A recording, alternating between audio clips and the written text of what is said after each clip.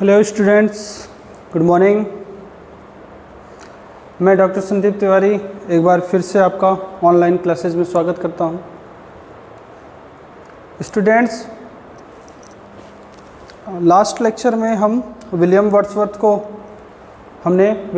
को पढ़ा था और आज के लेक्चर में हम उसी रोमांटिक एज के दूसरे पोएट, या आप ऐसे भी कह सकते हो the second great nature poet, ode to autumn को लिखने वाले जॉन कीट्स को पढ़ने जा रहे हैं। बच्चों, इस टॉपिक को स्टार्ट करें उससे पहले हम आपको कुछ चीज़ रिमाइंड करा दें कि जब हम आपको रोमांटिक एज पढ़ा रहे थे तो उस समय मैंने आपको ये बताया था कि रोमांटिक एज के जो लिटरेरी फिगर्स थे या जो लिटरेरी आर्टिस्ट हुए वो दो पार्ट्स में डिवाइड थे। कौन कौन से दो पार्ट्स थे? एक हमने कहा था एल्डर रोमांटिक पोएट, दूसरा हमने जो पार्ट बताया था वो है यंगर रोमांटिक पोएट्स। मतलब जो रोमांटिक पोएट्स हुए थे हमने उनकी दो कैटेगरी बना दी थी। फर्स्ट कैटेगरी थी एल्डर रोमांटिक पोएट, जिसमें हमने रॉबर्ट सदी, एस.टी. कॉलेज, विलियम वर्ड्सवर्थ, इन सबको पढ़ा था या इन सब के बारे में जाना था। जबकि जो सेकेंड टाइप है या जो सेकेंड कैटेगरी है रोमांटिक पोएट्स की, जिसको हम यंगर रोमांटिक पोएट्स कहते हैं, उसमें हमने किसको जाना था? John Keats, P B. Shelley, Lord Byron, इनके बारे में जाना था। और मैंने उस समय आपको ये भी बताया था कि जो यंगर रोमांटिक पोएट्स हुए, इनकी जो लाइफ टाइम था, इनका जो लाइफ टाइम था या इनकी जो ज़िंदगी थी, इट वाज लिमिटेड या it was a short time. ये थोड़े समय के लिए ही इनकी ज़िंदगी थी। उन्हीं यंगर रोमांटिक पोएट्स में से एक ग्रेट पोएट या ग्रेट नेचर पोएट भी कह सकते हो आप, या ग्रेट सेंसुअस पोएट भी कह सकते हो, जॉन कीट्स को आज हम पढ़ने जा रहे हैं। और जॉन कीट्स की जो पोएम हमारे कोर्स में है वो है ode to autumn. Ode to autumn, इससे पहले मैं आपको एक चीज़ बता दूं, जब मैं लिटरेरी टर्म्स पढ़ा रहा था तब मैंने आपको वहाँ एक्सप्लेन किया था व्हाट इज़ ओड, और वहाँ पे मैंने आपको एक्सप्लेन किया था कि ode is an addressing song. एक अड्रेसिंग सॉन्ग है, एक संबोधन गीत है। जब हम किसी को संबोधित करके या एड्रेस करके कोई पोएम लिखते हैं, दैट इज़ ओड। तो अगर इस पोएम या इस पोएम के टाइटल की बात करें तो इसको कहते हैं ode to autumn. It means it is an addressing song, and who is addressed in this song या in this poem? The season autumn is addressed. यहाँ पे इस पोएम में किसको एड्रेस करते हुए लिखा गया है? ऑटम सीजन को। अब ऑटम सीजन के बारे में आप सबको पता है बच्चों, टाइटल ऑटम का मतलब होता है पतझड़। जैसा कि आप स्क्रीन पे भी देख रहे हो कि सन रेज आ रही हैं, सूर्य की किरणें हैं, बहुत सारे कलरफुल फ्लावर्स हैं, लीव्स हैं, पत्ते हैं, और नीचे बहुत सारे पत्ते गिरे हुए हैं। तो पतझड़ में यही होता है कि जो पुराने पत्ते हैं वो नीचे गिर जाते हैं और नए पत्ते उगने लग जाते हैं। और बात करें ऑटम सीजन की, तो ऑटम सीजन आपको पता है कब आता है? जैसे ही गर्मी का एंड होता है और विंटर की स्टार्टिंग होती है, इन दोनों के बीच का जो टाइम होता है, जो ट्रांजिशन वाला टाइम, मतलब चेंजेस वाला जो टाइम होता है, उसको कहते हैं ऑटम सीजन। मतलब अगर हम अपने यहाँ इंडिया की बात करें तो हमारे यहाँ जो रियल में जो ठंडी स्टार्ट होती है नवंबर दिसंबर के आसपास से स्टार्ट होती है और गर्मी सितंबर अक्टूबर तक चलती रहती है। तो सितंबर अक्टूबर के बाद से जो टाइम है और नवंबर दिसंबर सर्दी स्टार्ट होने से पहले का जो टाइम है वो किस सीजन के नाम से जाना जाता है? That is called autumn. तो आई होप इतनी बात समझ में आ गई होगी। अब चलिए थोड़ा सा इसका इंट्रोडक्शन देखते हैं। तो सबसे पहले हम बात करते हैं जॉन कीट्स की।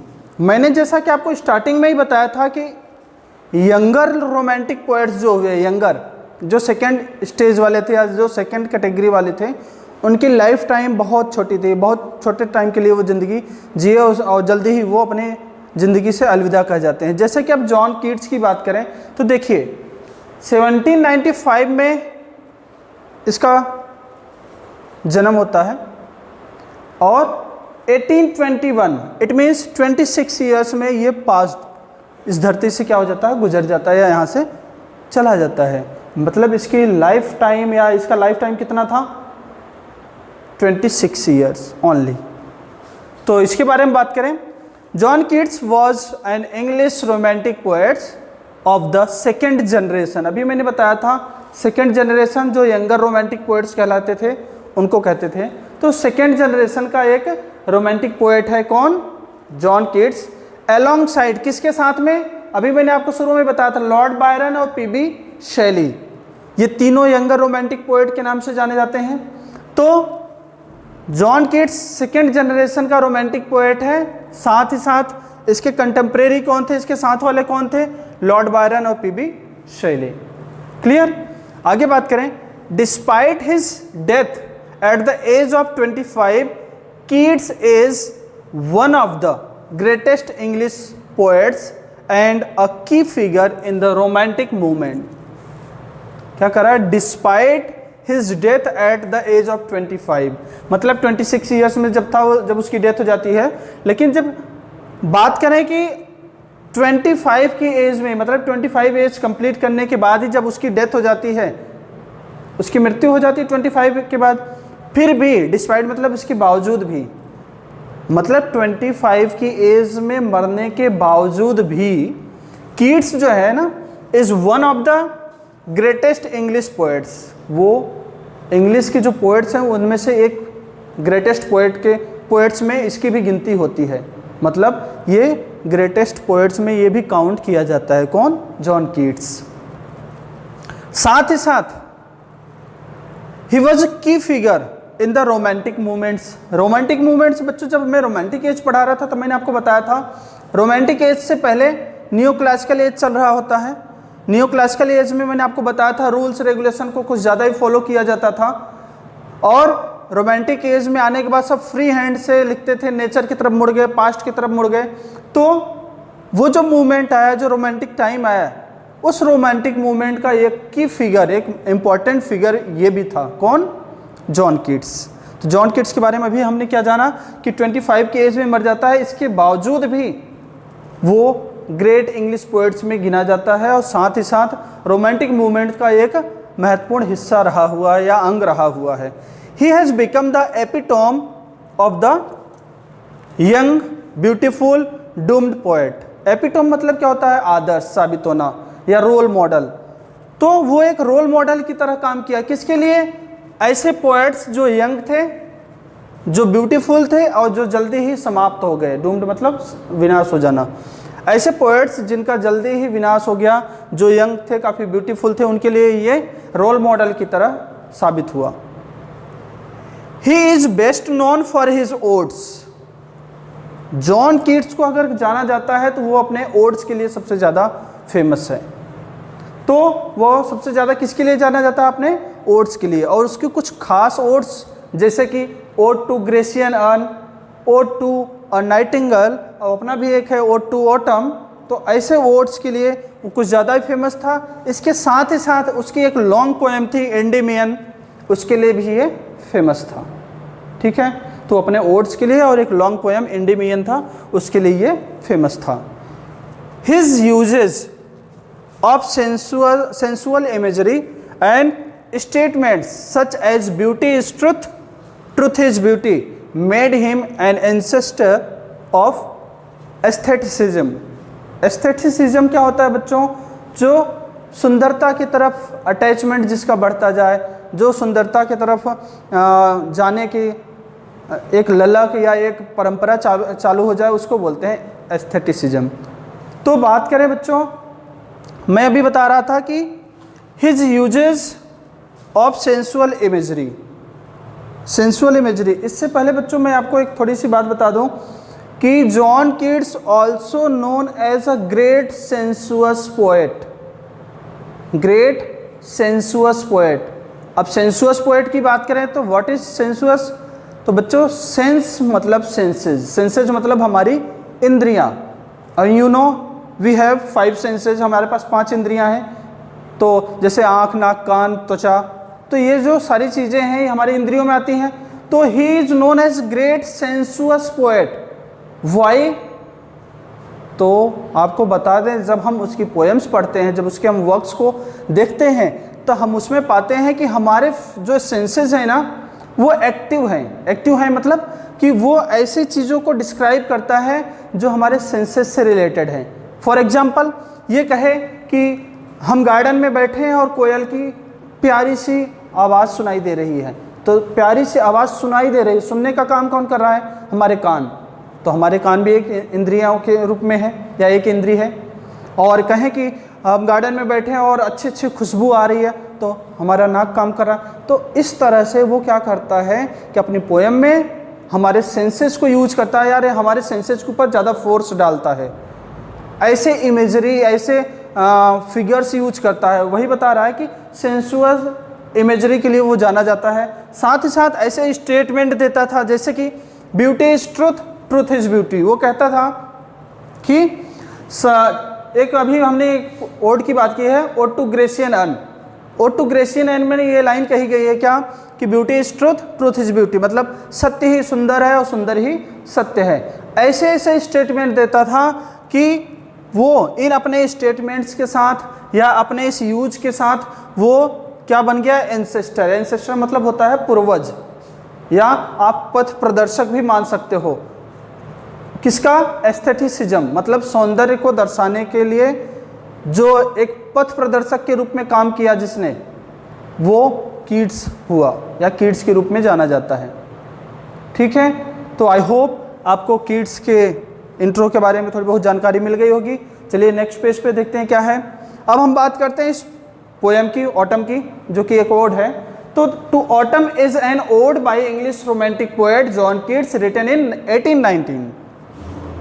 21 में वो मरा है। देखो 2 साल पहले उसने इस पोएम को लिखी है।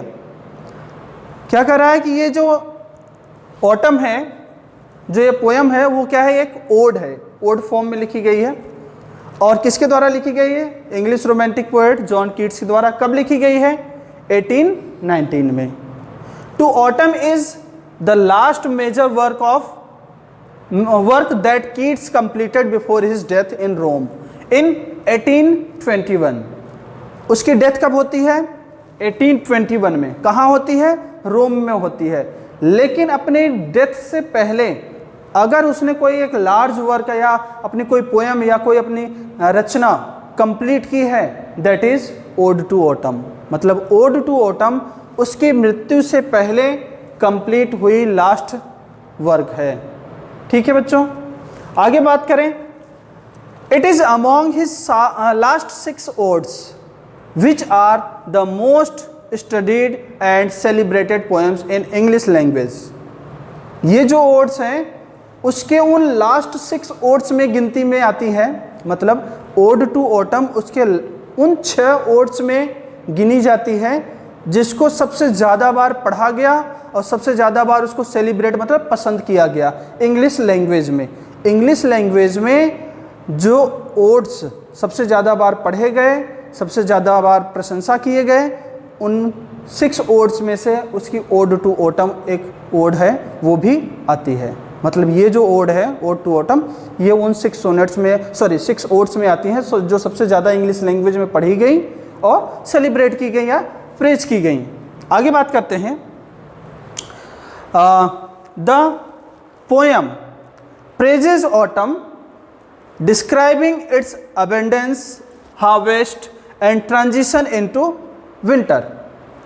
यहाँ पे जो ये पोएम है ये किसको प्रेज करता है? ऑटम सीजन को। ऑटम सीजन को प्रेज करता है, प्रशंसा करता है उसकी। क्या दर्शाता है या क्या एक्सप्लेन करता है उसके बारे में? अबेंडेंस मतलब प्रचुरता। ऑटम सीजन में जो प्रचुरता है उसके बारे में दर्शाता है। साथ ही साथ हार्वेस्ट, फसल वाला सीजन के रूप में भी इसको दर्शाता है।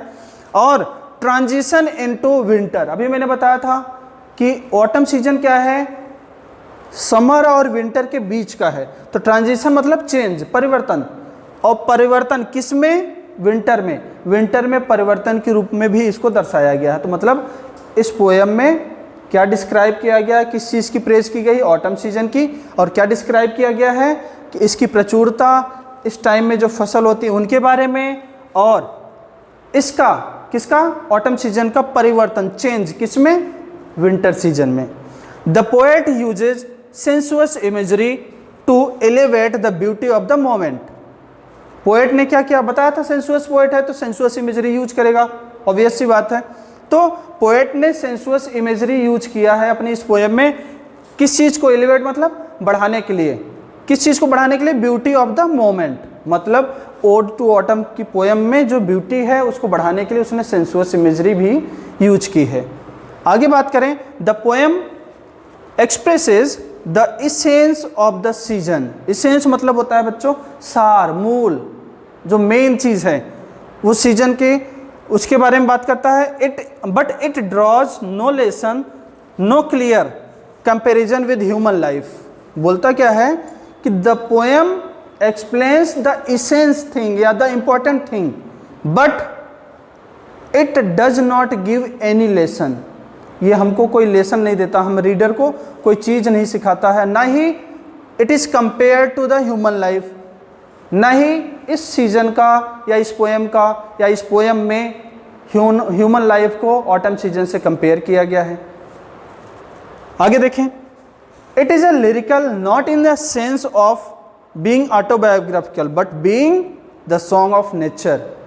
ये पोएम जो है एक ऑटोबायोग्राफिकल पोएम ही है, क्योंकि पोएट ने ऐसा कुछ फील किया था, उसके बाद इसने इस पोएम को लिखा है। तो क्या कहता है कि ये जो पोएम है ना, ये एक लिरिक है, इसलिए नहीं कि ऑटोबायोग्राफिकल है इसलिए लिरिक है, बल्कि ये इसलिए लिरिक है क्योंकि इसमें सॉन्ग्स ऑफ नेचर की बात की गई है, प्रकृति के म्यूजिक के बारे में बात की गई है। तो ऑटम सीजन के बारे में जान लिया, ऑटम के इंट्रोडक्शन के बारे में जान लिया कि कीट्स के द्वारा लिखी गई है, 1819 में लिखी गई है। और कीट्स अपने मरने से पहले जो लास्ट वर्क किया था कंप्लीट, वो यही है। और हमने ये भी पढ़ा कि जो लास्ट 6 ओड्स हैं कीट्स की, जो सबसे ज़्यादा पढ़ी गई, जिसकी सबसे ज़्यादा प्रशंसा की गई, उन 6 ओड्स में से एक ओड ये भी है, ओड टू ऑटम।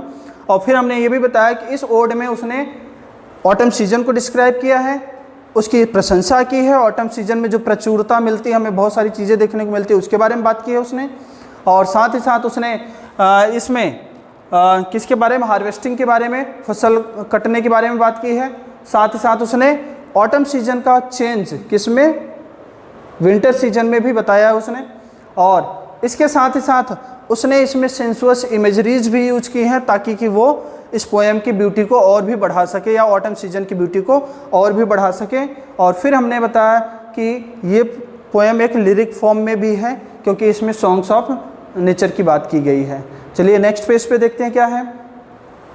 अब बात करें, the ode not only celebrates the beauty of autumn but also contemplates the transitory nature of life by focusing on its passing। क्या कह रहा है कि ये जो ओड है not only celebrates the beauty of autumn, ये जो ओड है न केवल ऑटम सीजन की ब्यूटी को सेलिब्रेट करता है या प्रेज करता है या उसकी प्रशंसा करता है, बल्कि ये किस चीज़ को कंटेम्पलेट मतलब चिंतन करना, मनन करना, किस चीज़ पे मनन करता है, किस चीज़ पे चिंतन करता है, किस चीज़ पे और फोकस डालता है, ट्रांजिटरी नेचर ऑफ लाइफ। जैसा कि हमारे ज़िंदगी में हर चीज़ परिवर्तनशील है, हर चीज़ परिवर्तनशील है। अभी आपके ही कोर्स में एक एलजी है, थॉमस ग्रे की elegy written in country churchyard, उसमें एक लाइन है कि nothing is permanent in this world, इस संसार में कुछ भी परमानेंट नहीं है, एवरीथिंग इज चेंजिंग, सारी चीज़ क्या हो रही है, चेंजिंग हो रही है या चेंजिंग मोशन में है, and it will destroy one day, और एक दिन ये सब डिस्ट्रॉय हो जाएंगे। तो वो कहता है कि उसने पोएट इस पोएम में ऑटम सीजन की ब्यूटी के बारे में ही नहीं बताता, बल्कि वो परिवर्तनशील लाइफ के बारे में बताता है, या जो हमारी ज़िंदगी है वो कैसे परिवर्तनशील है उसके बारे में भी बात करता है। आगे बात करें, देखिए, और ये बात कैसे करता है? Bye focusing on it's passing. जैसे कि अभी मैंने बताया था कि ऑटम सीजन चेंज होकर के किस में जा रही है? विंटर। तो पास हो रही है, एक जगह से दूसरी जगह जा रही है, तो बता रहा है कि जिस तरह से ये ऑटम सीजन पास होकर के विंटर में जा रही है, उसी तरह से हमारी लाइफ एक टाइम से दूसरे टाइम में पास होती रहती है। इसके बारे में भी बताया, मतलब ऑटम सीजन के माध्यम से वो हमारी लाइफ के बारे में बताना चाह रहा है कि our life is also in changing process. हमारी लाइफ भी क्या है? चेंजिंग प्रोसेस में है। आगे देखते हैं, Keats odes not attempt to impose any didactic purpose on his readers. जो किड्स के ओड्स हैं ना, जितने भी वर्ड्स उसने लिखे हैं, उसने किसी डिडैक्टिक पर्पज का मतलब होता है मोरल लेसन देना, किसी को नैतिक संदेश देना, अपने पाठकों को कोई एक सीख देना। तो बोलता है उसके वर्ड्स डिडैक्टिक पर्पज के लिए नहीं लिखे गए हैं, मतलब कोई उसमें सीख नहीं है, कोई मोरल लेसन नहीं है, वो अपने रीडर्स को कोई सीख नहीं देता या लेसन नहीं सिखाना चाहता। The focus is on the senses and on the natures fruitfulness. उसने अपने वर्ड्स में जो फोकस डाला है ना, वो सबसे ज़्यादा फोकस किस पे डाला है? सेंसेस, हमारी इंद्रियों पे, और नेचर्स फ्रूटफुलनेस, और कैसे नेचर हमें बहुत सारी चीज़ें प्रोवाइड करती है, कैसे नेचर बहुत सारी चीज़ों से फुलफिल है, उसके बारे में वो बात करता है। There is no clear thought और फिलोसफी इन द पोएम। अब पोएम में कोई क्लियर थॉट नहीं, कोई फिलोसफी की बात नहीं की गई है। All created things pass away even the most beautiful. अभी मैंने आपको बताया था nothing is permanent in this world, everything will destroy. वही बात ये कह रहा है कि ऑल क्रिएटेड थिंग्स, जो कुछ भी इस संसार में बना है, पास अवे, ये सब गुजर जाता है, चाहे वो कितने ही सुंदर क्यों ना हो।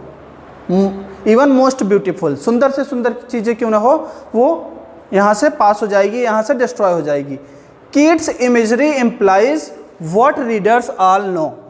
और किड्स ऐसे इमेजरीज यूज करता है जिसके बारे में रीडर्स पूरी तरह से जानकारी रखता है, रीडर्स को सारी चीज़ें पता होती है। ऐसे इमेजरीज के बारे में कौन बात करता है? किड्स बात करता है। जैसे कि दैट लाइफ इज साइक्लिकल। सभी को पता है कि लाइफ क्या है? परिवर्तनशील है, साइकिल है। मरने के बाद नया जीवन, नए जीवन के बाद फिर मृत्यु, फिर मृत्यु के बाद फिर नया जीवन। तो उसको पता है कि लाइफ क्या है? साइक्लिकल, एक साइकिल रूप में चलती रहती है। और लोगों को यह भी पता है कि new life will arise out of death and decay.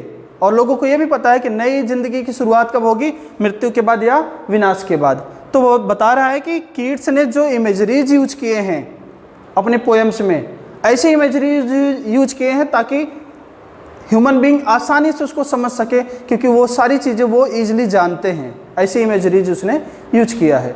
The poem implies the cycle of life. ये जो पोएम है वो साइकिल ऑफ लाइफ को एक्सप्लेन करती है, शो करती है, मैच्योरिटी के बारे में बताती है, डेथ और rebirth as one season gives way to another. अभी मैंने बताया था कि one season gives to another, मतलब एक सीजन दूसरे सीजन को जन्म देता है। कहने का मतलब अभी मैंने आपको एक्सप्लेन किया था कि ऑटम सीजन चेंज होकर के किस में जाती है? विंटर में। तो देखो, एक सीजन किसको जन्म दे रही है? दूसरे सीजन को। ऑटम खत्म हो रहा है तो विंटर आ रहा है। तो वही बता रहा है कि ये डेथ और रीबर्थ, एक सीजन खत्म हुआ डेथ और रीबर्थ, दूसरा सीजन आ गया, उसके बारे में हमें बताता है। कौन? ये पोएम या किड्स, इस पोएम के माध्यम से। तो बच्चों, आज के लेक्चर में हमने थोड़ा सा बेसिक चीज़ें जानी हैं, थोड़ी सी बेसिक चीज़ें किड्स के बारे में और टू ऑटम के बारे में, थोड़े से रोमांटिक पोएट्स के बारे में हमने थोड़ी सी चीज़ें जानी। और आई होप आपको इतनी सारी बातें समझ में आ गई होंगी जो अभी तक मैंने आपको एक्सप्लेन किया।